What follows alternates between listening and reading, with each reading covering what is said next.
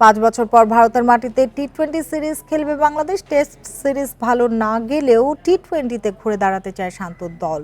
শুরুর মোমেন্টাম কাজে লাগিয়ে দল হয়ে খেলতে পারলেই জয় সম্ভব বলে মনে করে টাইগাররা। অন্যদিকে জয় দিয়েই সিরিজ শুরু করতে চায় স্বাগতিক ভারত।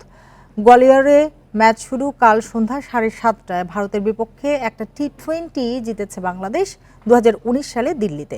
বর্তমান বিশ্ব চ্যাম্পিয়ন ভারত ঘরের মাঠে সবশেষ 15 সিরিজে হারেনি। 13 সিরিজ জয়ে 2টা, ড্র বাকিগুলো। সাকিববিহীন বাংলাদেশ দলও পরিকল্পনা শুরু করবে 2026 টি-20 বিশ্বকাপের জন্য।